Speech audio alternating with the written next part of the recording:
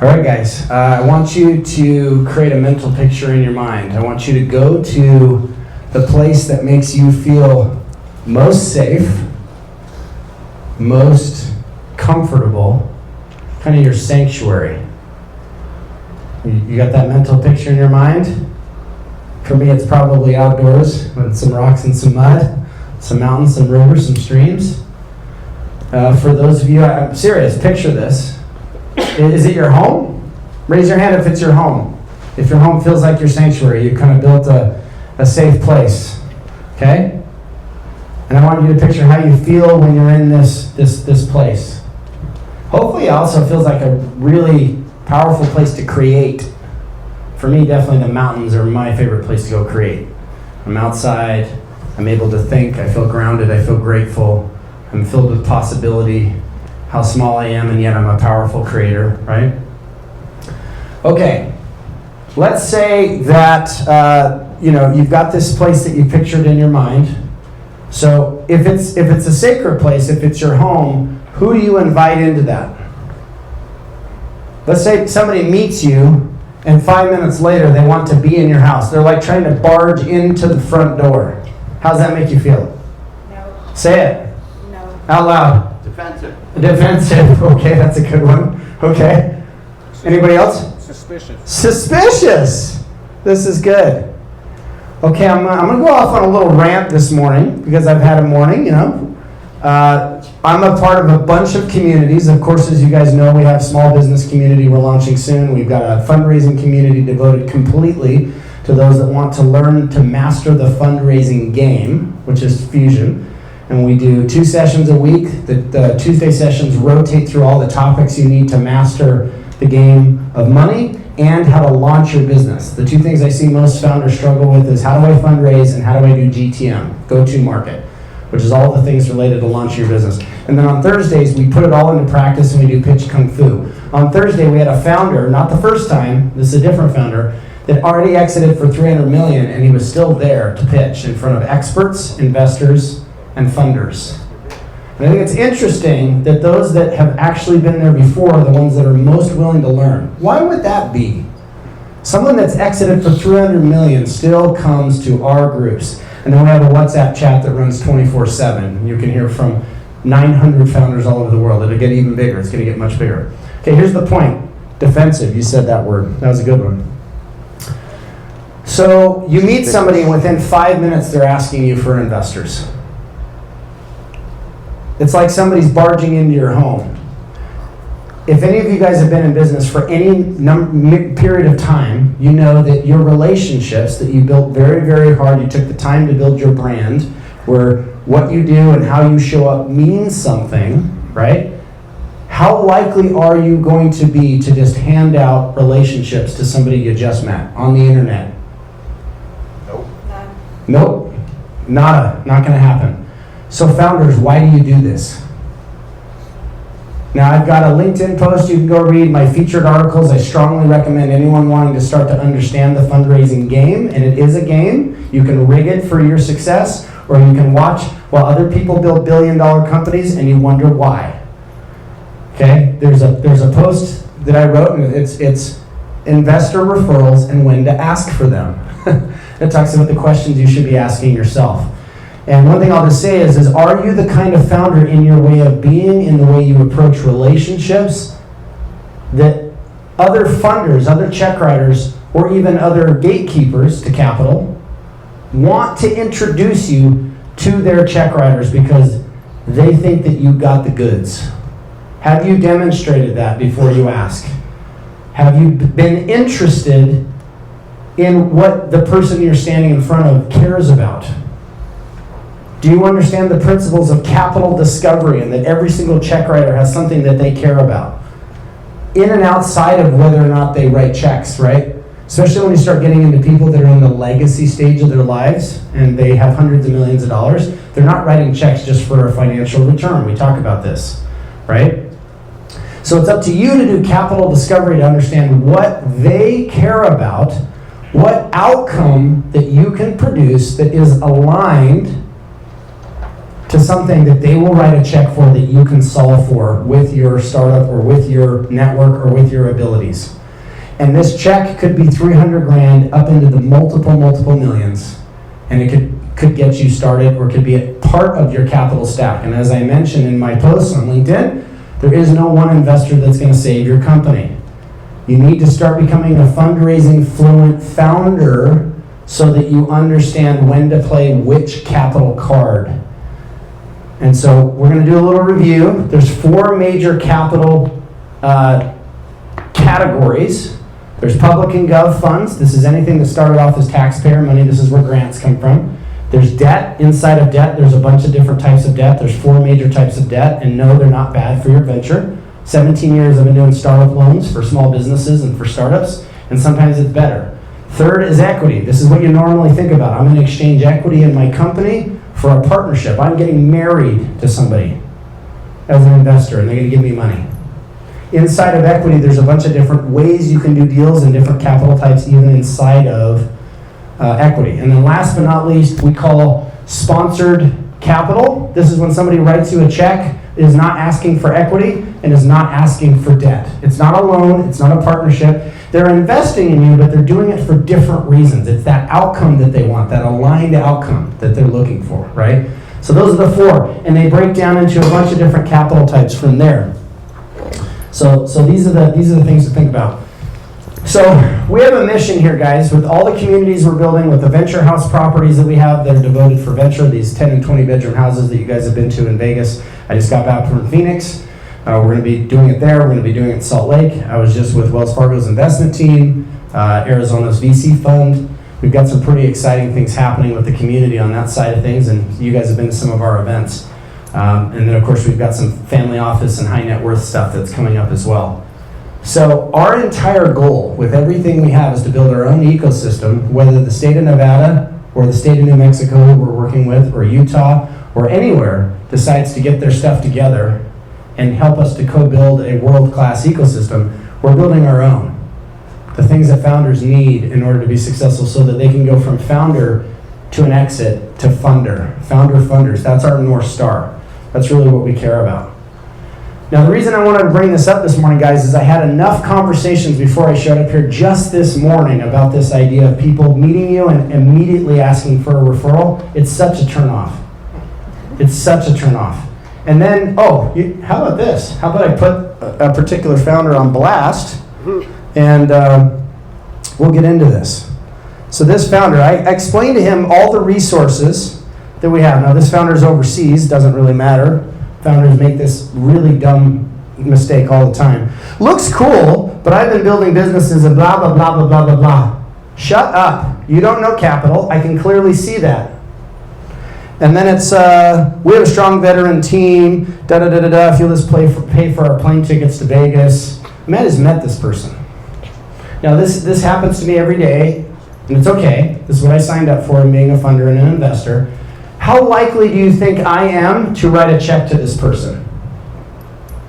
How likely do you think I am, based on what they didn't show me in their character and in their ability to launch a company, to introduce them to other funders that I know, like Phil?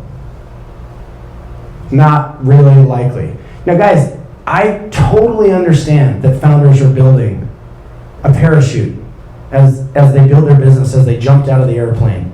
And they have to do fundraising, which is basically a new language. It's like Swahili. It's like Japanese. I have to learn foreign language while I'm jumping out of an airplane and building a parachute. I get it. But guys, some of this is common sense. Has nobody read How to Win Friends and Influence People? Right? Like, be interested in the people. Get to know them. You're getting married to these investors. Get to know what they care about. Make sure that it's a good fit for you. Make sure that they believe in you, and be a founder that makes them want to join what it is that you're building. Spending a lot of time on this, but this is really important. I could go on. If you guys saw some of the text messages I get, it's insane. People wanting to break into my home and say, give me all your most valuable possessions. You want to know what my most valuable possessions are, other than my freedom? Are my relationships that I busted my ass for, and that I kept my word. When I said I was going to do something, people don't always have to like me. A bit of a disruptor, I'm okay with that. but I do keep my word. I do what I say I'm going to do. And if something needs to shift or change, I make a new agreement. I said I was going to do this, I need to talk to you, I need to communicate with you, it might be uncomfortable. You guys understand the power of our word and how that becomes a brand as time goes on, and as a founder, other funders are looking at this saying, wow, the founder said they would do this, they gave me updates along the way, and they're doing it. This is a doer in a world of people that just talk. So, one other what happens here when you just go around with like this commission breath of asking for capital out of nowhere is you end up basically attracting desperate capital. You're desperate and you're going to attract desperate capital, which is more likely to take advantage of you. It's not a great like win-win situation where the energy is there as it needs to be.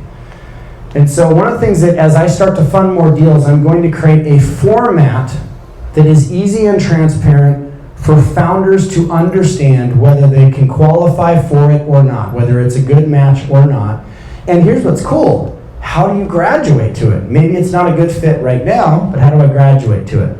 Now, I can't expect other VCs, other angels, other check writers to do this. This is what I'm willing to do. I'm willing to productize what I'm doing and be disciplined and sticking to it because I want to create some more downside risk protection. I want to bring some of the discipline that private equity has been teaching me over the last many years. They don't lose money on deals.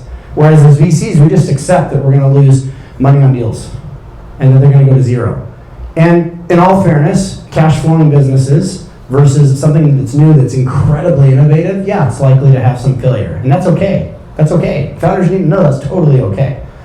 But I'm going to create a format, and our team and our crew, we're going to create a format that we can communicate to the community as we publicly fund deals, in front of others.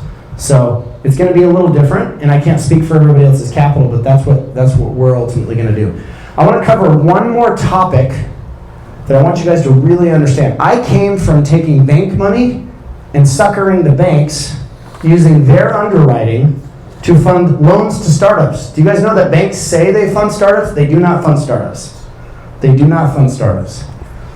But if you can match their underwriting, what are they going to say about it? If you can meet their requirements for funding, they're going to give you money, right? So what I didn't realize, guys, 17, 18 years ago, is that I was learning to make these founders bankable. And I'm returning to this idea with what we're going to be moving into. And this is really important for you guys to understand whether we ever do business or whether you come to our communities or you come to Pitch Kung Fu on Thursdays, is there's a difference between being fundable, which is what we're spending our time talking about today mostly, and being backable. And then there's the third is whether or not banks will recognize you. Now, the problem with being fundable is what's fundable to Sammy or Asia or Phil might be slightly different than me because we have different areas of expertise. We have different verticals that we focus on. But in general, guys, if you act like a moron and you show up in somebody's home and you demand dinner or you demand resources or you just start rifling through their garage asking for their valuables, it's not going to end well, right? So these are things like a fundable founder will get funded. Great founders get funded. Great projects get funded. Elon Musk was not considered a genius at the beginning. But what's cool about it is great founders see themselves as source. I am the source. I am the creator. I'm the X factor. And so they get the energy, instead of like trying to grab and trying to push, it's attract. See how that energy flow is different? So you put Elon Musk in a room, the guy's going to win. That's who he is. And that's the kind of founder you need to be fundable. You also need to be fundraising fluent, which is the reason we have all these resources. It's all free. It teaches you how to play the game of fundraising, and it is totally a game. Especially if we get into capital stack, different types of capital you're going to stack in your company, and capital sequence, where you stack things in over time, right? That's a game. And most founders have no idea. They think one little VC, but Kurt, like this founder made the cardinal mistake of telling me they only needed a certain amount of money. That's never true. Everything takes longer, twice as long, and twice as much money as we think it's going to cost. I've fallen prey to this many, many times. Okay, so we talked about fundable. What's backable? We talk about this a lot. Backable is when somebody says to you, especially if they have a lot of resources, a lot of relationships, a lot of capital, not only am I going to give you money, I'm going to make sure you don't fail. That's backable. And that is the position that every founder, especially if they're really smart and they start to understand venture ecosystems, and who the key stakeholders are in an ecosystem and how they hold all the relationships, they hold all the resources, that they're going to endow a founder. They're going to choose someone to give resources to in a given geographic area. Is it going to be you? Are you backable? Right? It's really important to understand these distinctions. And then the last one, the one that we're going to be doing, and this is the reason why we're creating a format for our deals. But it's something founders should be thinking about whether we do business or not. Are you bankable? Now this is a tough one. Did you know if you go raise money, equity, it's not a loan, did you know in the language of banking, and they look at your balance sheet and they see that you took in capital as an investment from somebody, what did they see that as? Debt. You owe money to people. It may not be a loan, but you owe debt. How many of you guys think that's a language banks love? They don't, unless they're the one issuing you the loan, right? So it doesn't work for them. You're not bankable. Now, here's how that gets flipped, and this is what we're going to be doing with the founders we're working very closely with, is we're going to back you with our assets. When you show up at a bank and instead of money that's owed to you, you're sitting there flush with assets which do what? What's the definition of an asset? Something that produces income above its expenses, right? Very simple. You're not showing up with liabilities like, hey, I owe this to somebody. You're showing up with assets, which is what? Cash or assets that produce cash. If you show up at a bank with assets and cash, which in their terminology is called equity, they're like, well, right away, ma'am. Right? Come right in. That's the language that banks operate in. And here's the last thing I'll say about this. Being fundable, depending on which check writer you talk to, capital type, is going to be subjective to a degree. Example, Asia and I agree on almost everything, but there's going to be a few things she may, based on her experience in real estate or operating brick and mortar businesses or doing a cannabis lounge, she's going to understand, who might be fundable in ways that might slightly differ. So it's subjective, in other words. Backable is also subjective. You want to know what's not subjective? Is if you're bankable or not. Because banks operate pretty much the same way, pretty much everywhere, where they understand what is a liability and what looks like, oh my gosh, this group is coming to us asking for us to extend credit, which is to say I'm going to give you cash, because you're bankable. You come with assets instead of liabilities. Hope that that's something that you guys are really letting sink in. Okay. Phil and I have been friends for a long time. He has come to many, many of our investor events. We've thrown investor dinners together all over the strip. We have done mastermind dinners. We have done I don't know how many things. And Phil's a little different than your normal check writers. Yes, he does some of his own investments, but he's even better in some respects because he becomes your partner and he helps you go raise. And I've watched this man raise for a bunch of companies, not only here in the Valley, but all over the West Coast. He's done road tours and just a hell of a dude and just really cares about founders being successful with what they need to do. And so we're going to actually do a little bit of a biography, going through a little bit of your story of how you got here and some of your beliefs and kind of how you want to pour into founders and teach them how to fundraise. So this is Mr. Phil Pareto from Millennia Ventures. Okay. Thank you very much, Kurt. I wish Kurt didn't share that text message that I sent him overseas. That was messed up. That was messed up, Kurt. You shouldn't have done that. All right. What happens in Vegas doesn't stay in Vegas. So I want to just share something about Kurt real quick. Like when he says he's a man of his word, he really is. Like 3 weeks ago, I had this event with these UBS regional presidents, vice president, whatever, at Indian Wells, and it was Southern California and Las Vegas UBS people, and and I found out about it last minute, and then I'm calling around, and I can't find anybody in the finance community to bring with me. I call up Kurt, but he's in Utah, and with family, and he's like, I'll try to make it. And this was like 24 hours before the event. I asked him to go. The next morning, I called to see if he could go. He said, I'm going to drive down there. It takes me about an hour and a half, 2 hours. I'll be there by about 8:30, 9. And he showed up. It We went to Indian Wells, we met the UBS people, and we watched a great tennis match, and then we went home. 6.5 hours of driving that day. Kurt drove the whole way. But he like the day before he says, I'll do my best to make it, and he makes it. So I mean, that's just a small example of how he follows through with his word. Okay, so today I wanted to talk to you about ways to get these introductions you need to raise capital, and I want to be able to give you like kind of a process in how you could do it within 90 days all by yourself with little or no money, and that's my goal for today. And so a little bit about myself. I've been fundraising since I was 19 years old. So I majored in politics. I got into politics, White House intern, congressional staffer, congressional intern as well. I mean, political operative for 15 years. And so from the age of 19, at the beginning of my political career, I was already learning how to fundraise. I was given lists, I had to make calls. I mean, I would report to the director of finance of these campaigns. So I was fundraising immediately.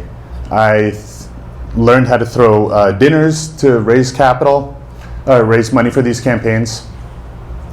So then, after I did that time in politics, I went into business, and then I had to raise capital for my own businesses because I love I'm an entrepreneur myself, so I have a business process outsourcing. He's got the sickness. Yeah, I had a business process outsourcing company. I had a restaurant in Orange County. I have my own entertainment company. I have a capital advisory here, and I had a bunch of other businesses as well. And so I used those same skills and then started adding these new skills of digital marketing and social media to learn how to raise capital. So I get here to Vegas about 12 years ago, and I start my entertainment company, and I'm helping these shows on the Strip to market and book talent. But then what I realized was the thing that they needed the most was capital. Because when you have a show on the Strip, it's not a golden goose. It's more of like a black hole. You need lots of money for these shows, okay? And so, I try to figure out how to get investors. And so what I did was, I'll just call my friends and family and have them invest in these shows because I believe in them, right? But then I started reaching outside of my friends and family circle. And then I realized, well, wait a second, I might be breaking some rules here, okay? So then what I decided to do was I got my licenses, okay? I started working with investment banks, and then I learned how to do this the right way. So I've worked for 4 investment banks, mostly lower middle market, meaning they mostly work with early stage companies, startups, pre-revenue companies.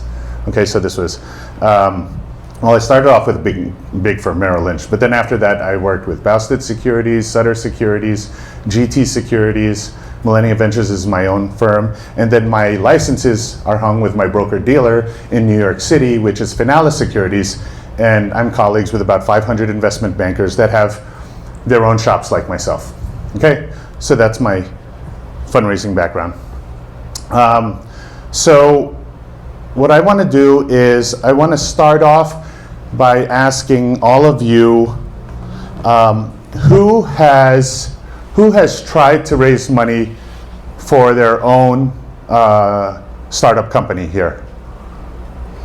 Okay, and then how have you tried doing it? Like, what have you done?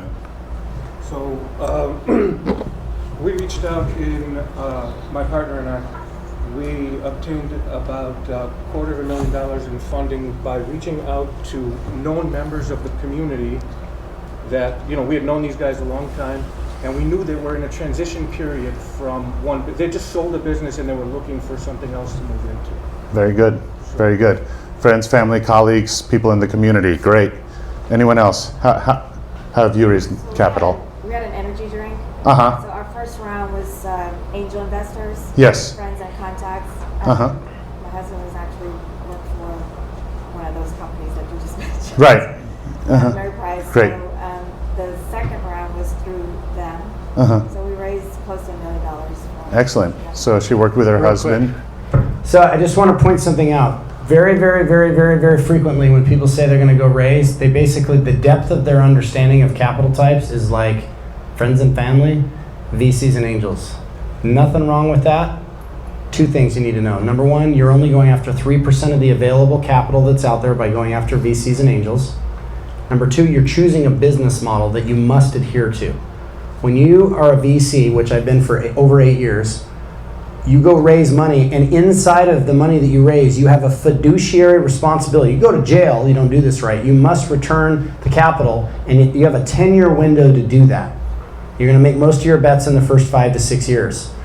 Okay? So just understand, most businesses, and Sammy's going to be sharing some stuff later, are not going to create a 6 to 10% a month increase in growth. Nothing wrong with that. But just understand, if you're not prepared and don't have a plan, you may not be a good match. You may get pressured from your investors. There's an amazing technology that I loved the founder, multiple exits. And I kept telling him, you're gonna run out of cash, you're gonna run out of cash. What are you doing about your relationships with your investors? Didn't listen, and he had to shut everything down several months ago. Because his investors they were hardcore VCs. Again, nothing wrong with that, but understand, VCs have a different time horizon than, say, a family office or an individual check writer. Yeah. Like, an individual check writer can wait 10 years if they want to, 20 years if they want to. They can do whatever they want. So just keep that in mind. Like, if your depth of understanding is, do you know any VCs and angels? That's a problem. You're not understanding all the available spectrum of available capital that's out there. There's 60 different capital types under the 4 that I mentioned. Okay? Thank you, Kurt. So, okay, so we heard from 2 people. How else have you raised capital? Yes? Facebook. Facebook. Okay, so you've reached out to your friends on Facebook? Yes, I started a Facebook group called Stimulate Urban Las Vegas, and I started raising money for people who are interested in doing the same type of real estate investments as me. That's outstanding. And how much were you able to raise? About $250,000. Outstanding, outstanding. Anyone else? Yes, sir. Friends, family, a hedge fund, and some VC. Okay. Fred's family, hedge fund, and some VC. Yeah, Sir? Oh, friends and family. How much Friends did you and raise, family. Jim? How much did you raise? 1-3. 1.3. Excellent. Sir? I didn't raise, I just attempted to raise. Okay, great, great. Yet. I knocked on Kurt's door and he gave me a lot of money. You knocked on Kurt's door and he gave you- He Okay. came with food. He didn't just try to storm the gates. Anyone else? Now, for those of you who haven't been raising capital or haven't tried to raise capital, is there a reason why? Why? I was never happy with the terms. You were never happy with the terms, but you did try. Okay? Love that. Love that. He said, I wasn't happy with the terms. Guys, you're the founder. You have to have a vision. You have to know what's going to make sense for you and what's not. And you need to be willing to say no or to walk away, or if something doesn't feel right. It could be amazing terms. You want smart capital, not start capital. All right. Okay. Yes, sir.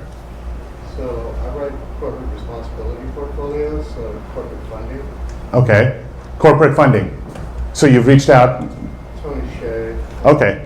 And were you successful? yes. Outstanding, outstanding. Great, great. So we have a lot of people who have done this already in here. Great, great. Okay.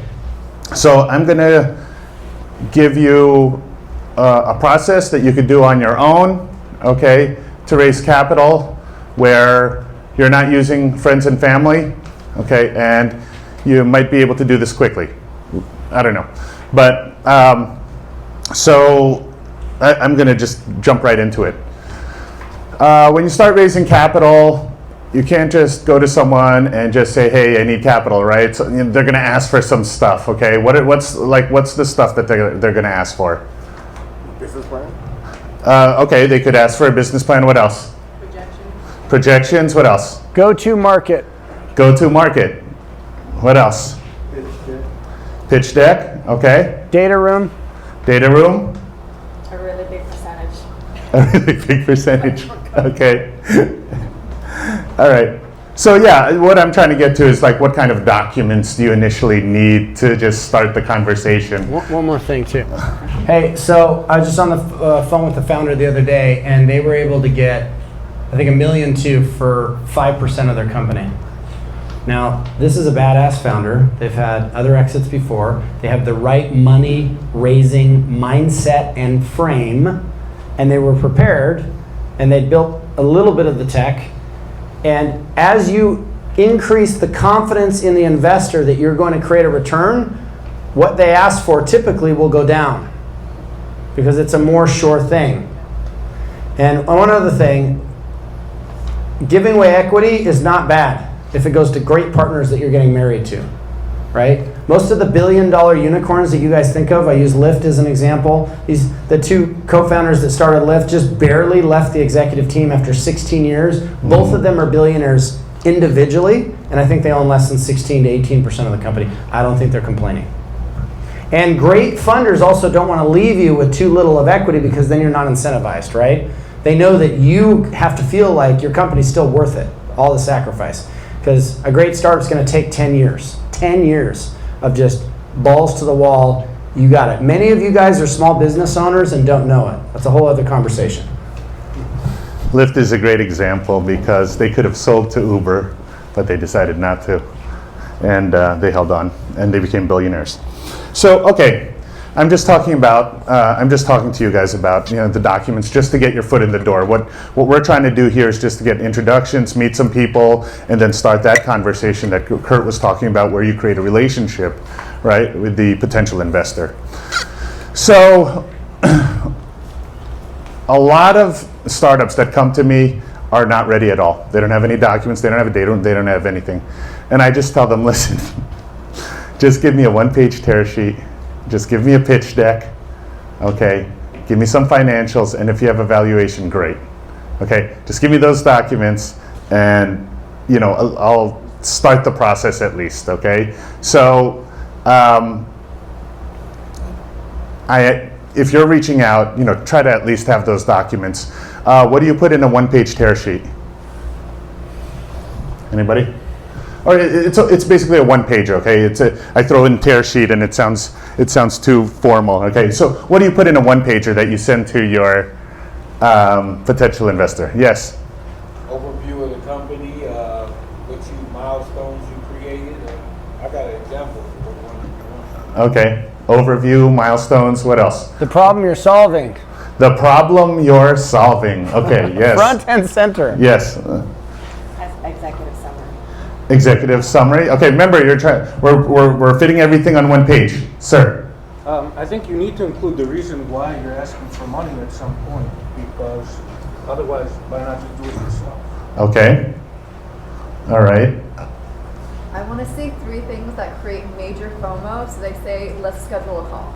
Yes, 3 things that create major FOMOs that'll make them want to schedule a call. Anyone else?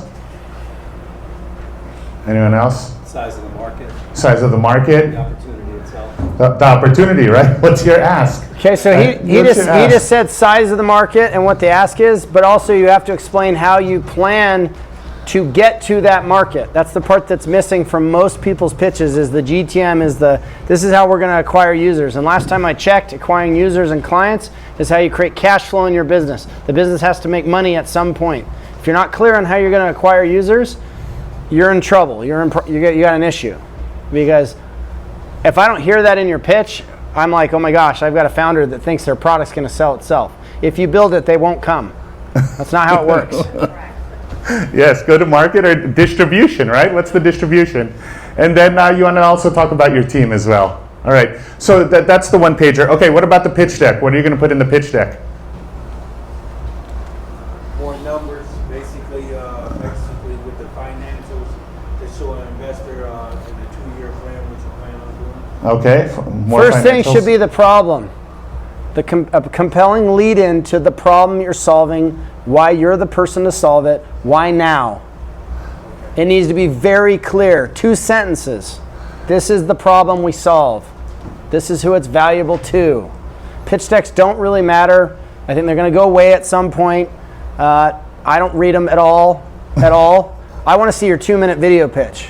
That's what I want to see. Because then I can look in your eyes and I can know if you know your stuff. No decks, no slides. That's how we do things at Pitch Kung Fu. But he needs documents and stuff because it's not just him that's making a decision. He's gonna amplify this out to his network. So the documentation helps to substantiate the quality of how you're showing up. And understand, guys, and this isn't politically correct, but a check writer is like a beautiful woman. A beautiful woman's being approached all the time, thousands of times.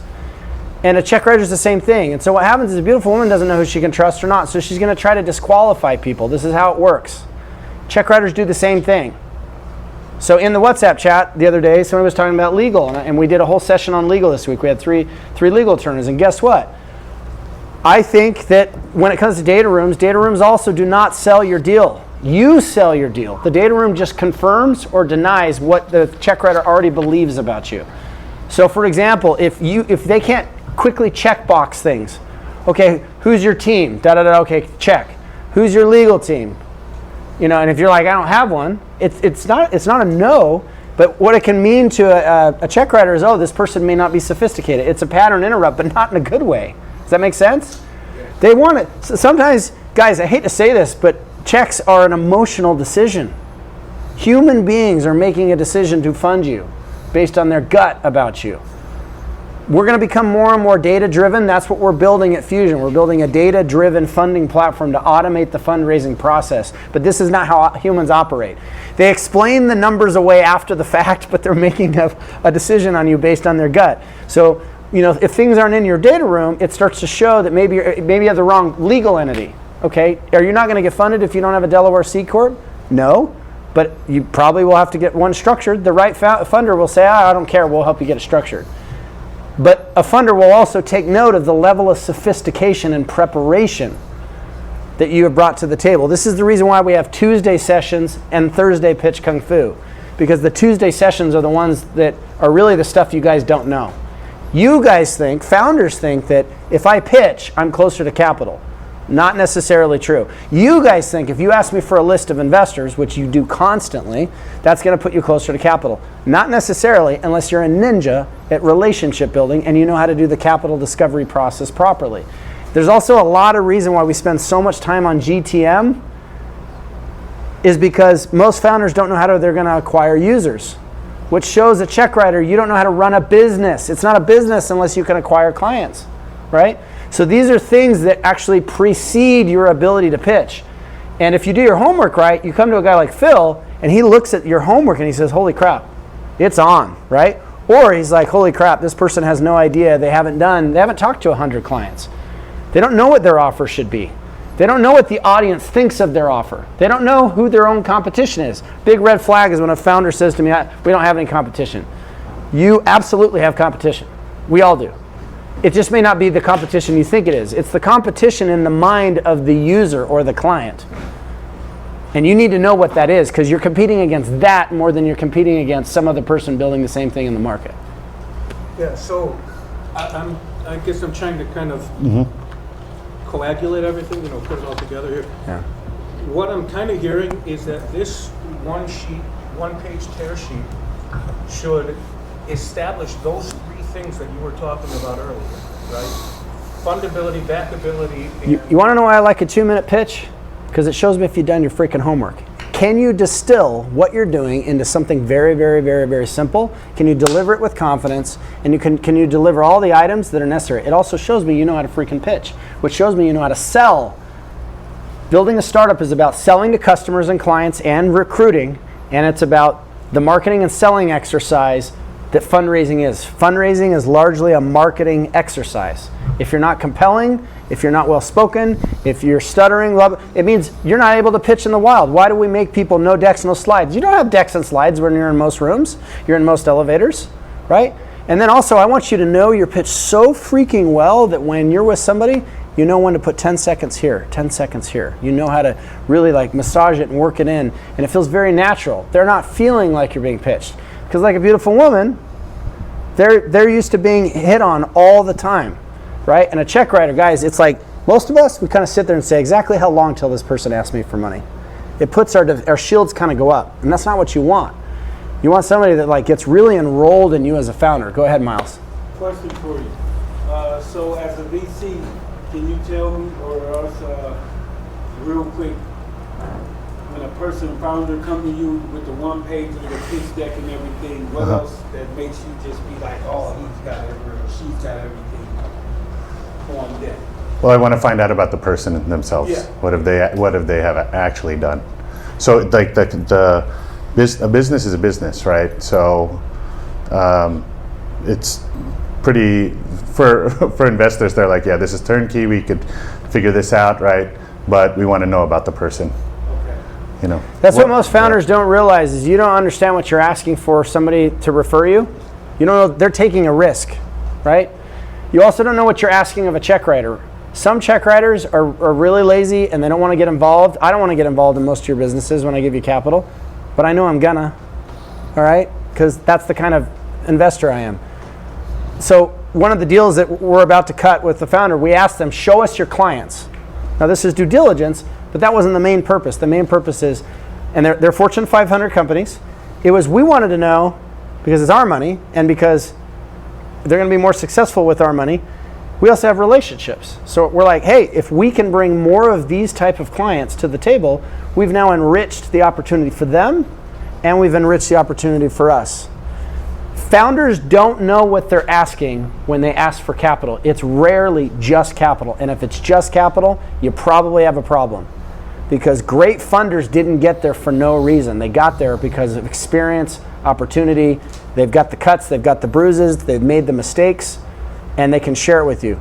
They have the wisdom, they have the experience, and they have a network. Check writers do not hang out by themselves. One of the things I've learned being with family offices and private equity peeps is they have friends. Birds of a feather. We all invest together. It was very interesting when we did the UBS thing, and we were talking to all these wealth managers, how many of their clients want to invest in venture for a small portion of their portfolio. And so that they're very interested. But guess what? They don't go to random startups. They go to guys like Phil that they trust, and they say, hey, tell me about the exciting deals that you have. Really what they're saying is, tell me about the exciting founders that you've come across. Yeah, that's right. Lee. I have a question with that. So that, the previous venture that we were in really quickly, the money that we took, the first round were with families and friends, the second round was through a contact, right? Right. In the financial industry. But I think the mistake that we made, I'll be honest with you, we took the money and not realizing that they have no contacts in the industry that we were working in, right? In the energy drink business, no contacts, they gave us the money and basically left us to do what we needed to do. And on this second venture, I would want to have or find, a partner, a financier. A more strategic partner. That's more strategic, that know the industry that we're in. Yep. That's kind of what it's called. It's called a strategic investor most of the time. Yep. Another kind of an investor you can look for is a visionary investor that has a vision that is shared with you for the company. You share with them your vision. You're the expert. I love being around experts that clearly know more about their industry than I do, but they can distill it down and explain it in a way. And when I ask them questions, they have the answers, or they go and they get them and they come back to me with the answers. And they can show me. One of our friends, Alex, does a great job of this when he's raising from other investors. He's an investor himself. Is he shows them the vision of where their money's going. Great founders show, hey, this is the vision of the future. I'm going to be co-creating with your capital and your partnership, and I'm going to take you on the journey of the money. Yep. So it seems like these. So yes, sir. I just had a quick question. What's the difference between a small business and a startup you mentioned earlier? Whew. Okay, this isn't hard and fast, but essentially, small businesses have a much simpler business model. They just need to acquire clients, and they're in business. Startups typically, the way they're different is they're highly innovative. They're working to really fix something that's very broken. And they have the opportunity to be able to scale. Small businesses don't tend to scale upwards more than like 50 to 250 million bucks. Now that sounds like a lot, but that is not a startup. They don't move at the same pace. And so the difference between startups and small businesses is small business owners still have to learn and grow, but the pressure and the demand on their time, their ability, who they are, all the things they have to learn is nowhere near as pronounced as it is with a startup. Startups live or die based on the speed and the velocity that they can iterate and receive feedback. This is the reason why the most valuable thing the Fusion community can offer you guys is feedback for you to iterate every single week. Are you iterating? Are you dialing things in? Is your pitch getting better? Are you understanding things that you were missing in your finances? Blah, blah, blah, blah, blah. So startups move, and they're hungry. Startups are hungry. They need better marketing. They need more capital, right? Small businesses, guys, 98% of all businesses never raise capital. Small businesses don't raise capital. Startups almost always have to. Not in the beginning, though. Don't just raise capital to raise capital. Do as much as you can bootstrapped, because it raises the value of the startup and thus less equity you have to give away, and it makes you more attractive. But startups move at a blinding speed, and they will bring you to your knees. You need to understand what you're signing up for. Just as an example, Uber was raising for 10 years straight. 10 years. So I never want to hear from a founder ever again, if I just get this capital, I'm good. No, you're not. You don't know what you're saying.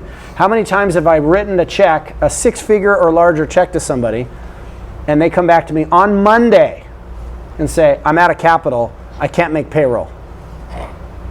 This happens, guys. So never get cocky and say, this is all we need. We're never going to have to raise again. Yeah. If you're building a startup, or you're building what I consider to be a high capacity, high growth venture, you freaking are going to need to have lots of capital relationships and lots of people to bail you out, because you will break things. That's another thing that happens. Small businesses don't tend to break at the speed that startups do. The 3 main things that I spent time as a VC helping founders with, which are the things that ecosystems, when they're operating properly, do well to support. You break your capital, which means you run out, or your runway, or whatever, and you need more. Or you're growing so fast you need more, right? That happened all the time. Hey, Kurt, we're growing at this. We're putting every red cent we have into maintaining this curve. If we put less in, we're going to end up here, but we want to stay here. We need your money to velocitize the company. That's an example of breaking your capital, which is the first capital macro. The second capital macro is users and clients. Client capital, right? Hey, we broke our marketing. What does that mean? Our marketing is going so fast, our sales can't keep up with it. I have companies, I've invested in tech companies where they literally cannot, the manufacturing process cannot keep up with the amount of sales. That's an example of breaking that, right? And third would be your human capital. This is the most important. The quality of your team, which will determine the quality of the success and the speed at which you move. A great example is, hey Kurt, we hired a COO at 30. We're now at 120 and this person can't handle that. They weren't built for that. Or I'm the CEO as a founder, I'm scrappy, I'm really good at being resourceful, but now it's time to run a team of 500. I didn't sign up for this. I'd like to step back as the founder and just be the chairman. That's an example of those things breaking. You want a team and you want capital partners that know how to solve for those things as they break, and they break way more frequently in startups than they do in small businesses because of the speed and the velocity and the level of innovation. Is there a difference between the acquirement and just going all the way to IPO? Can you give us all that information? Do you want to take this one? So the question is there a difference in the requirement between going straight to an IPO and what was the other option? Acquisition. Acquisitions require quite a bit of opening the kimono. I was going to say lifting the skirt, but opening the kimono. Yeah. IPOs are that at a whole nother level. When you go public, you're basically exposing your financials to the public. And most founders don't realize what they're signing up for with that. It's an excruciating process. It's very challenging. It's very expensive. But the reason founders do it is because they're going to access a whole nother level of capital. There's capital in blocks, guys. We don't talk about this often enough. A lot of times Phil and I will be doing a deal and a bank will say, love it, come to me when you have 50 million that you're ready to take from us. Because they don't want to waste their time for 30 million or 20 million. It's too small. So right now with this format I told you that I'm working on, I prefer to do a deal for $1 million than a deal for 250 because it's the same amount of due diligence, right? And so this is sometimes how these groups operate. So when a founder goes to do an IPO, it's because they want to access a much larger blocks of capital, and they're usually dealing with institutions versus venture funds or whatever. And the institutions, a small institution is going to be a couple $100 million, whereas they go into the multiple billions, right? So this is how there's a game, right? And there's different capital that you're going to stack as relationships go on. So institutional money and all the different types of institutional money is part of the capital that you would stack. Yeah, that was my specialization for a little while, raising capital for IPOs and Later stage. even startups. Some startups they wanted to go straight to the Nasdaq or the OTC, and I was like, okay, let's do this. And so they would ask us to raise capital to pay for the legal and accounting expenses to go public, because it costs money just to do that. But they wanted to go public at the beginning because yes, they wanted access to the a larger block of investors, but they also wanted it for marketing purposes. They wanted people to see it too. So yeah, but okay. So let's. I'll get through this paperwork part real quick, and then I'll go straight into these things that you can do to raise capital. So okay, we're on now. So we did one-page tear sheet, pitch deck. Okay, the financials. I like 6-year financial projections, income statement, balance statement. If you have break-even analysis, if you're already, in revenue. So I look for those things, and then valuation. If you haven't done valuation, or if you want to do a valuation, you want to make it defensible to the investor. Like they're gonna be like, what? 10 million, 20 million? How do you? What a valuation is? How do you value that? What a valuation is you're telling the investor what the cost of the opportunity is for them with their capital, essentially. Yeah. So you could do this research on your own. There's different. It could be a great deal and be expensive, or it could be a great deal and be cheap. It could be a bad deal and be expensive. Do you see what I'm saying? It's just because you have a great deal doesn't mean that it's cheap.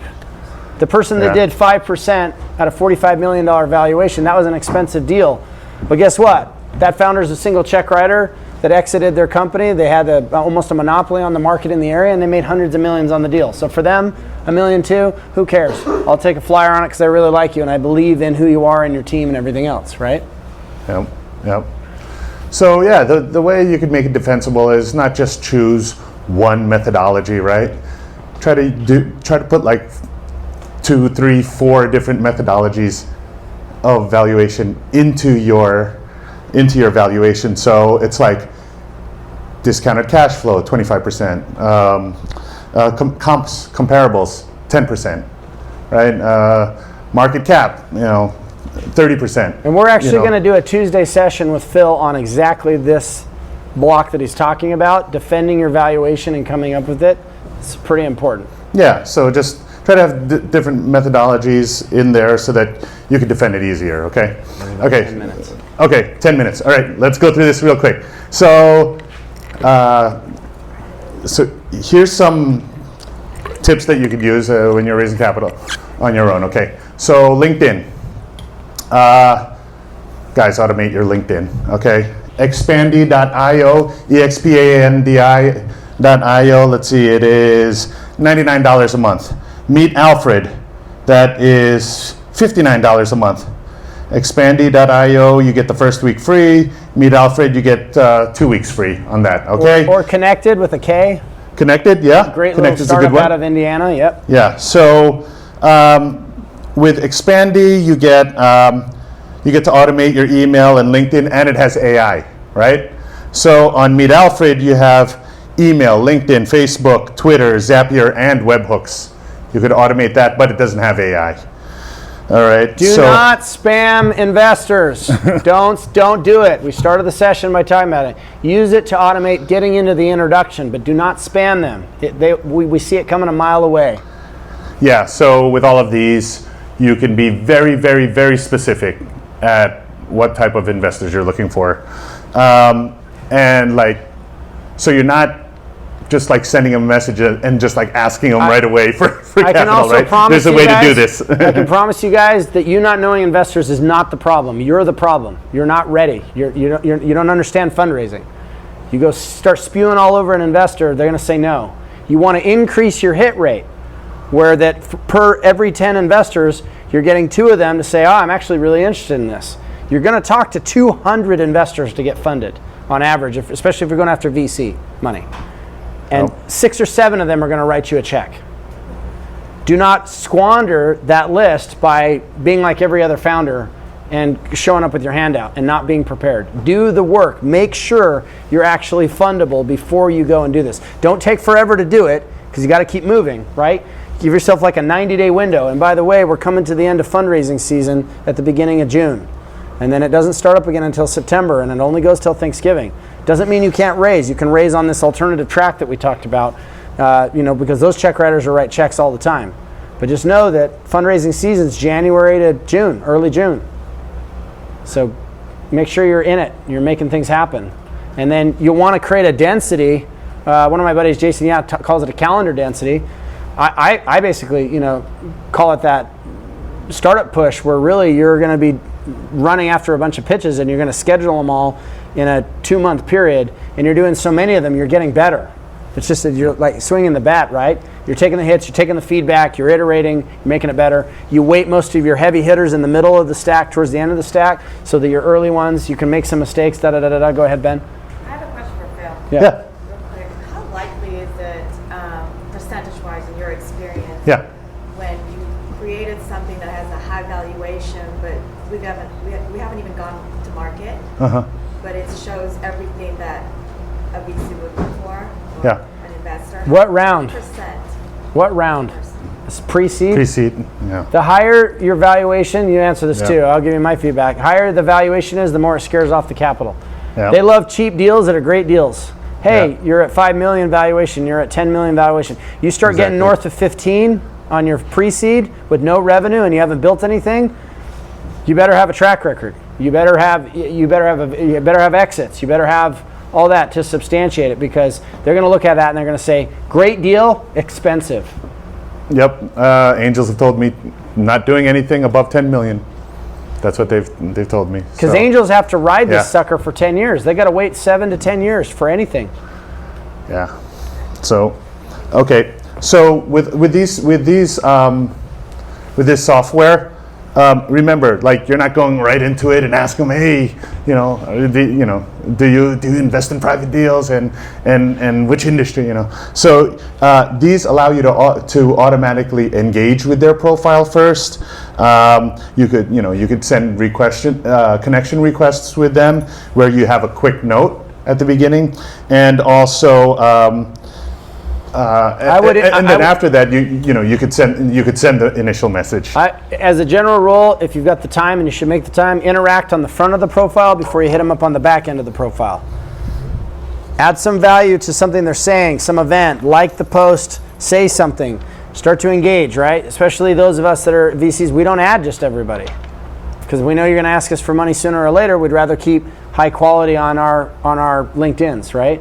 So there's a front end to a profile. They're writing stuff. You can get a sense of what somebody's about by looking at what they're writing, looking at what they're participating in, and saying something on the front of the profile before you send the invite. And now you're limited to 5 if you don't have a premier account on LinkedIn, as far as adding a note. But adding a note substantially increases their likelihood to add you. Yeah. So like their posts, comment on their posts. Okay. You have this software that you're paying $99 a month for, right? It's doing stuff for you, okay? So just spend 15 to 30 minutes a day looking at your LinkedIn, all right? Just spend 15 to 30 minutes a day, or at least have like a virtual assistant to do it for you, so that, because you will miss investors that are like, whoa, it looks like you have something here. Maybe we should have a chat, okay? So remember that, that's important. And then to make things easier, I give them the option, all right, I give them an option of, like, I'll tell them a time and date to meet, or I'll give them my Calendly, or I'll ask them, hey, when are you available to meet? So, sometimes if you just give them your Calendly, it's like, hey, relax here. Like, why am I going to spend the time to go into your Calendly to set up an appointment to give you money? So it's kind of like, be careful about doing that, all right? So the next thing I want to talk to you about is investor.com, investor.com, investor.com. This used to be Fundable. The name of the company before this was Fundable. Now Fundable was a little messed up 4 years ago, okay? The founder had like 8 exits. He made like $2 billion, right? And then he tried to take whatever he learned and share it with everybody. The problem was he was charging like $3,000 for pitch decks, and then giving you like copies of the Crunchbase investors that he had, and say, okay, now fund it on your own. And everybody's like, what the hell? This is wrong. This is so wrong. Like, I'm not getting anything from this. So now he's actually, over the past 4 years, he's done a better job. He's created this website, investor.com. The cool thing about this is, out of all these products out there, PitchBook and Zoom, like, these investors are the most vetted investors I've found. Okay, I've paid the $30,000 for PitchBook a year. I've paid the $25,000 for Zoom. Okay, PitchBook, about 20 to 25% of the contacts are bad information. On Zoom, PitchBook, it's about 30% of the contacts bad information. Zoom, it's about 20 to 25% bad information. It's not scrubbed. I mean, and they can't scrub it, right? Because they have millions of contacts in there. So even if they have 100 people trying to scrub, they can't scrub that well. So you have that. But on investor.com, it's pretty good. So for free, you could organically go and search for investors on there. Okay, and it gives you different filters for the type of industry and the location and all that stuff. And then if you want to pay for their, I think you pay $59, and then you could actually send a message on their platform. And then let me give you an example of what this does for you guys, though. Okay, so everybody knows I like mountain biking. I could show you all the websites for all the mountain bike companies. Does it make you a mountain biker? Hell no. Okay, so I want to be clear that you having lists will not solve your inability and your lack of understanding of how fundraising works. So that's the reason why I'm saying none of these websites are better than the resources we have for you that are free in the community to come and learn the fundraising game. The list becomes valuable, the mountain bike becomes valuable in the hands of a skilled rider. Just like I want you guys to become skilled raisers. Okay, want to be really clear. Lists are everywhere. People share lists all the time. And rarely does it make somebody all of a sudden, oh, I just raised a bunch of money. And what it also does is if you think that's the process, it delays the learning that you need to learn now. And then next round, you got to go do it all over again. And you'll be empty-handed because, as I explained to everyone, this is one of the first things I said to Asia, you're always raising. Like, the minute you finish the round, you're raising for the next round. Those relationships need to be evergreen. You need to be building them long-term. There's one of the people that we're about to fund, one of the other funders that's involved in the deal said no to them 4 times and waited 4 years to write them a check. The timing wasn't right because they like to invest at a certain time frame. Yeah, I mean, it really sucks when you get an investor really excited and then you're not ready.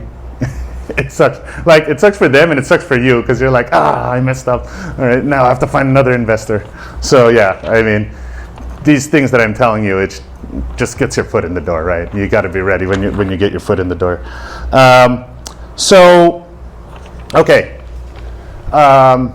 You pay that $59, you could get the direct contact, direct connections with them on the platform. You pay $300, you could talk to a business consultant on there on investor.com. But if you're like, yo, Phil, I don't even have $59 a month. How do we do this, right? So what you do is, you could find them on other platforms, right? You could find them on LinkedIn, and then you could reach out to them on LinkedIn. Get Sales Navigator, that's like, I don't know, $100 a month, and then you get like 150 in-mail credits. So if you're not connected, you could still send them a message. But what I noticed with digital marketing is you can't just use one platform, right? You got to use X, you got to use Facebook, you got to use, other platforms. So, like on Facebook, you got to be careful because sometimes these investors, they use that for personal stuff. So you don't want to message them if you know it's just personal stuff. If they say, hey, this is for just friends and family, you don't want to do a friend request. Let me give you another analogy, guys. Is it better if you just show up at somebody's house, or is it better if one of their friends brings you to their house? There's a reason, I get frustrated with VCs that they only really want to see like warm intros, but I also understand the humanity side of it. Like, I also am much more likely, if Phil brings me someone, I'm immediately more interested, and then the first question I ask is what? Have you seen them pitch? Yeah. And then if he gives me a thumbs up or a thumbs down, I know how much time I'm willing to put in, right?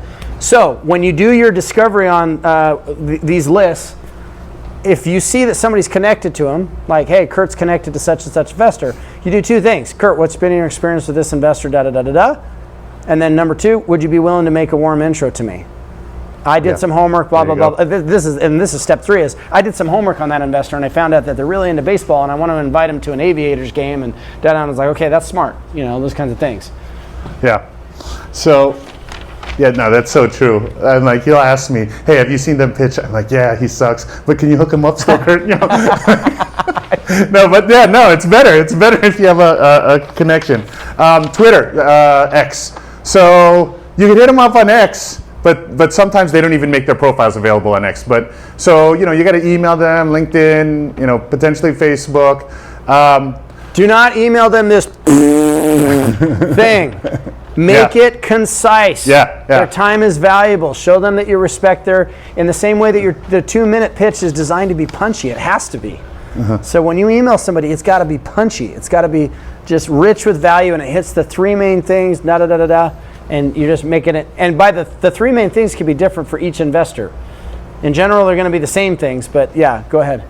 Should you use separate social media accounts dedicated for the company as opposed to your personal? No, you should reach out from your personal brand. You're the founder. Yep. Subject line's important. Email. The subject line, if LinkedIn, this was both have subject copywriting, lines. guys, that subject line, that's So your crucial. header. So If you guys understand what copywriting is, the header is the most important thing because it's what stops somebody and gets their attention. And then the next most important thing is the subheader that's right underneath that. And then it just continues to lead in. So what are some of the ones that you've opened? Well, no, actually, I'll give you an example of what I did. We're I'll give short you an on time, Phil. Oh, sorry. Yeah. Okay, I'll give you an example of something I did. Like, I'm doing this, I'm in entertainment, right? I have an entertainment company. So I'm doing this Guinness World Record event. We're breaking the world record for the longest stand-up comedy club show, right?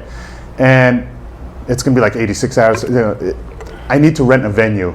This will cost like, I don't know, 50 grand, 100 grand to do. So I'm looking for a partner, right? Who wants to partner and do this for free? Nobody. No casino wants to do this. So I started doing my own thing on LinkedIn. Like I'm telling you, on the subject line, I put revenue generating idea for entertainment, something like that. So revenue generating idea for entertainment. I hit up all the VPs of entertainment for all the casinos. MGM got back to me and they're like, we love this idea, let's do it. We're gonna get the nonprofits involved, we'll get our PR involved. And then I created a partnership with MGM, MGM Entertainment. But yeah, so like, think about, if you're the investor, right? What would you wanna see in that subject line to open it? What would you wanna see? And then just put it in there. And you don't have to guess. Go look at their profile. Go look at what they care about. Go look them up. This is what I mean by capital discovery. Learn what they care about and make sure that it's pertinent to them in that way. We got to wrap. Okay, so go on multiple platforms to try to contact them. Don't just use one platform, like I said, email, Facebook, Twitter, LinkedIn. Okay, you could do a Google search for these investors, all right? I mean, this is the last thing I'd say, but you can do a Google search for these investors and then use the different platforms to try to reach out to them as well. And then after you do all of that, make sure you follow up, okay? Do the follow-up, put it in your calendar, put like the time, date, when you're gonna follow up with them. Okay, and every time you follow up, you need to give them new information about your company. Yes. All right, new information. Make them laugh. And if you follow up and you're in person, try to make them laugh. All right, just give them new information. Then they'll be like, okay, he's giving me some value. All right. Okay. Another way that you could try to raise capital is getting earned media. Earned media is when you get to go on a TV morning news show for free. And you do that by writing a good press release and sending it out to radio shows or TV networks.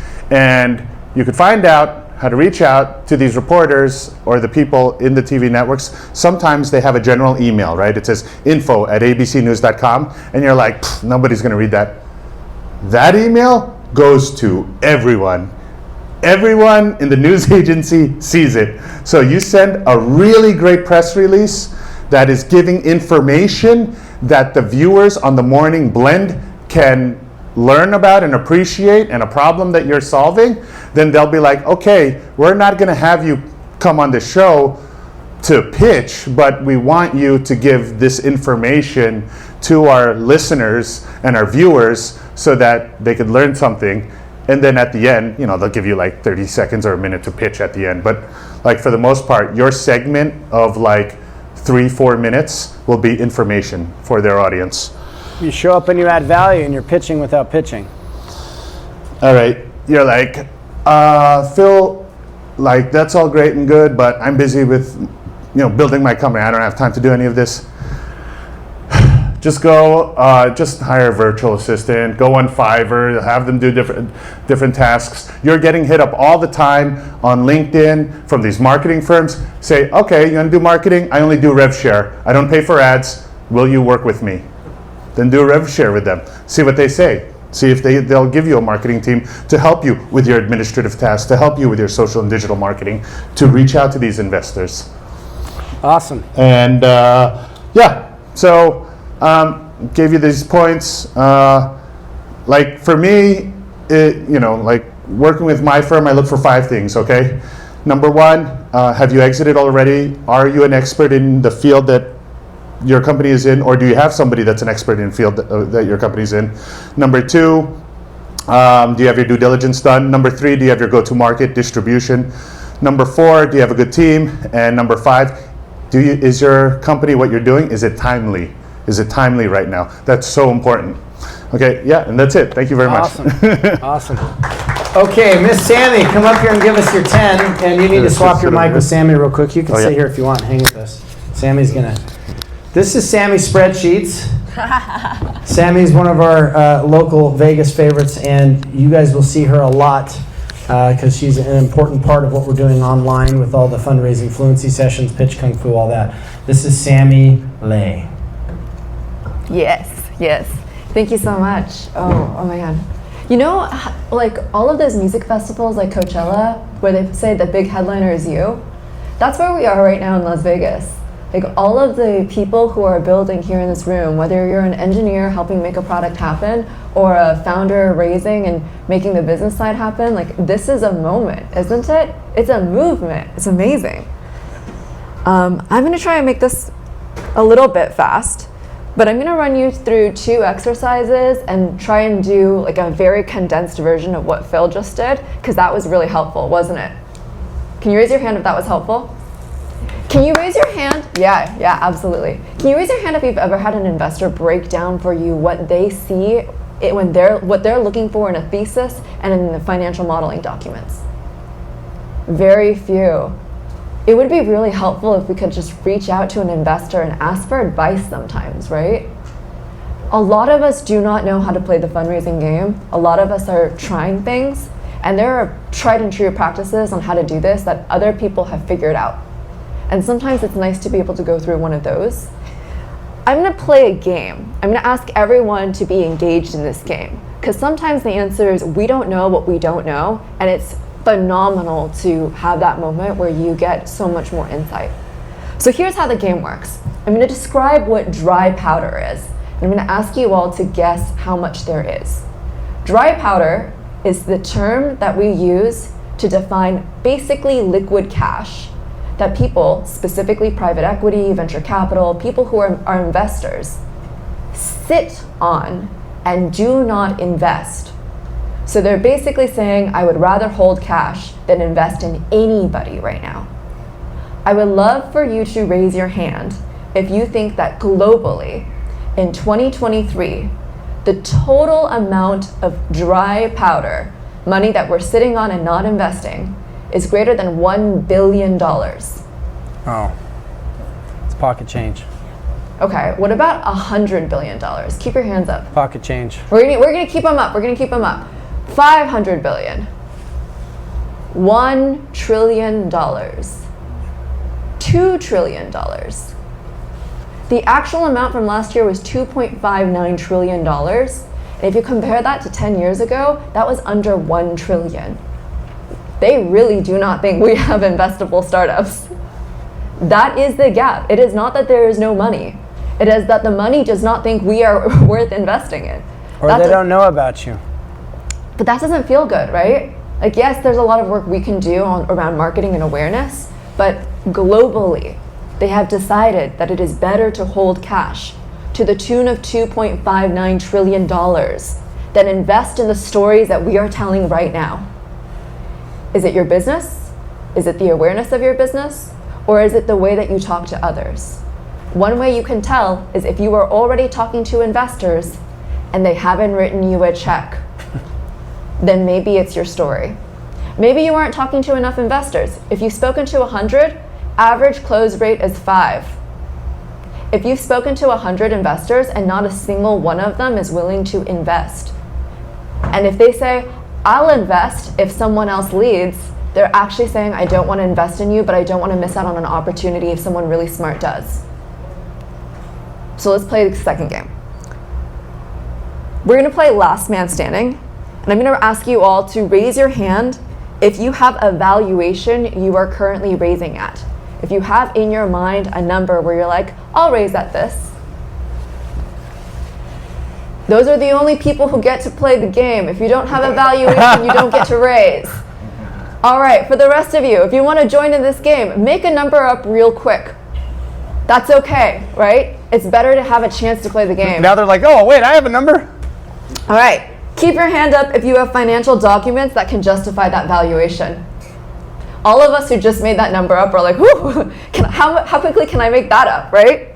You need to bring that document to the Tuesday session where she's going to break all this down for an hour. Keep your hand up if those financial documents are based on your forecasted revenue and profit. This game sounds so hard, doesn't it? All right, keep your hand up if your forecasted revenue and profit is justified by your historical sales and expenses. Ooh. Why is this game so hard? It's not. This is why they aren't giving us $2.59 trillion of money. All right, last one.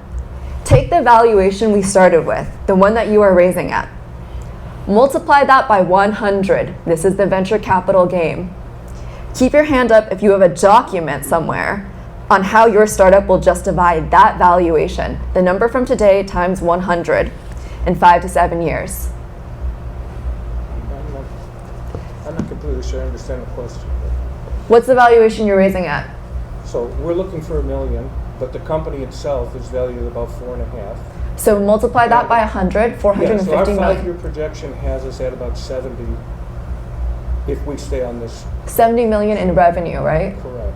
So what I would do is I would take your EBITDA number, and this is just because I'm trying to do this fast. Yeah. I would take your EBITDA number, which if I do really basic assumptions, I'm going to use about a 20 to 30% net margin on your 70 million of revenue.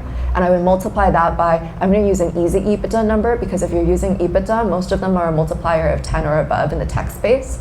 So if your number, your EBITDA would have to be 45 million, which is not 70 times 0.3 is not 45 million, it's somewhere around 21 mil. Times the 10 EBITDA multiplier, you could probably justify up to 15, so you might still be in somewhat the right range, but 21 mil times 10 mil would be a 210 valuation. You don't pass. Got it. Venture capital's not interested in you. Got it. Okay. That's how the game works. And if you don't have all of that documented, you don't get to play the game. If you have it documented, I get to go through your documents and tell you why there are a bunch of red and yellow flags that make investors not believe that you're actually going to go get those revenues. That's the beginning of the game. The beginning of the game is getting that first call where you share these numbers because your numbers are good enough for someone to be willing to take the call. The game ends when they finish due diligence and write you a check. And then you start the next round of the game with the next cycle of fundraising. So here's how I can help. I really believe in building strong investment stories based off of numbers. I will tell you right here, right now, what I believe are the 4 core elements. So this is going to try and be a condensed version of what Phil just shared, because it's really, really helpful. And as a reminder, we have a fantastic team here who shares all of this and uploads it to YouTube, so you can go check it all out afterwards. Thank you so much to the Tech Alley team. The 4 elements that I focus on: forecasted revenues and how you're going to get them. So that's your go-to-market strategy. That's going to include all of your marketing dollars and use of funds and why you are going to make all of this money. And then you're going to tie that back to your current day financials and justify your future financials. The story that you want to tell is not that the risk is, hey, we're suddenly going to do a lot better. You want the risk to be, hey, we suddenly stopped performing at the levels we were already performing at. The risk that you suddenly do better is a lot higher than the risk that you suddenly stop performing at the level you're already performing at once you get a ton of money and get to go hire a team you don't have today. I know which risk I want to take as an investor, right?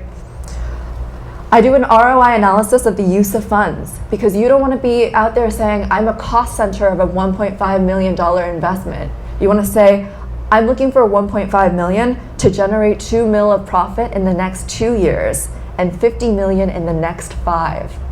That's how quickly someone can go, oh, if you're $50 million profit, that's kind of sort of your EBITDA number. And if I'm going to try and give some sort of EBITDA multiplier on top of that, I have a bit of a guess on what your valuation could be in 5 years. I can communicate all of that in one sentence if I've done the work right. And then they'll go ask to see the documentation afterwards. And that final documentation is going to bring you to a valuation. Your valuation is your one number summary of all of the opportunity and who you are as a business person. How much do you value the risk that the investor is going to share with you? What they're bringing to the table besides money? And how are you properly thinking of how you're going to be future diluted, how you're going to grow in the future, and who you are as a business person? All of that gets summarized into one number. And when you first tell someone, I'm raising at a valuation cap of 5 million, they're instantly going to know, oh, you know what, I think you're actually worth somewhere around 10 mil, so you're actually trying to give me a discount of about 50%. What you're looking for is this kind of a partner. An investor is going to close all of that gap in their head. If you do half the work for them, and you do that really well with a good valuation number, that's going to help them a lot understand who you are. If you don't even have a valuation in your mind, you're telling them, I'm not here to play this game seriously. I'm here looking for someone smarter than me to go help me with this part. I'm looking for someone else to do the work here. I'm looking to be a liability to Kurt when I need to go raise a second round. That is not someone an investor wants to work with. There's no skipping the middle, guys. That's what we've been trying to say this entire session. Cannot skip the middle. You have to do the work, starting with the work you do on yourself and then on your venture. So I have been a part of this community for a very long time. I really, really love the startups that we're building out here. And I'm a serial entrepreneur myself, and I love experimenting. So I am running an experiment where I would like to see what it looks like for, instead of me building all of the financial models, because it's expensive to hire a team. What would happen if I ran a financial modeling boot camp where I work with you and alongside you at a lower price point for you to build all of these materials? It is an experiment. But if you would like to join this experiment, I am starting with a free session, our Tuesday session. Yep. I'm going to take over this Tuesday at 11:30 a.m. and I'm going to run revenue models. If you want to see the beginnings, because it's only an hour long, we're only going to get so far, but if you want to see me build a revenue model out live, see what it looks like, what your fellow founders are going through, and how they're polishing up so that they could tap into that $2.59 trillion that are waiting to be invested, I'm going to do that for free on Tuesday. And I also have a lot of content on LinkedIn where you can go look at that at any time and be like, oh, free information. There is so much free information. You can follow me, you can follow Kurt, you can probably follow Phil and find tons of fantastic content. You are not alone. The game is hard, but not that hard. There are so many people who have already done this. If you want to tap into some of their knowledge, this game is only as rigged as you make it, and you can rig it to be on your side. That is what Kurt has been doing for a very long time, and that is what I would like to help you do. I will stick around afterwards if you guys want to chat as well. Awesome. Give it up for Sammy and Phil. All right, guys.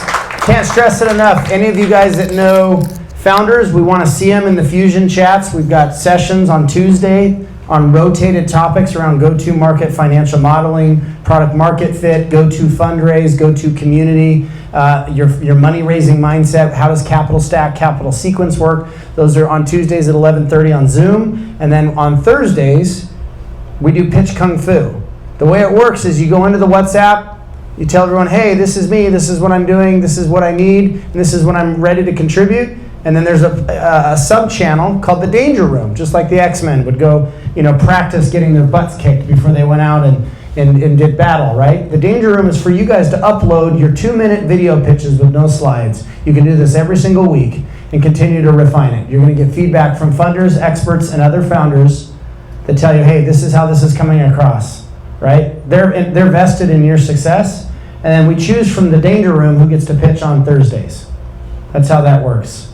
We have 3 major resources. We have content, we have community, and we have these live sessions, and we throw the most badass founder and funder events in the city every single month. We have a content studio on the Strip. We have a lot more that we're working on, and then of course you guys know about the Venture House properties. All right, we'll see you on Tuesday, and let's come get a group picture. Woo! Yeah!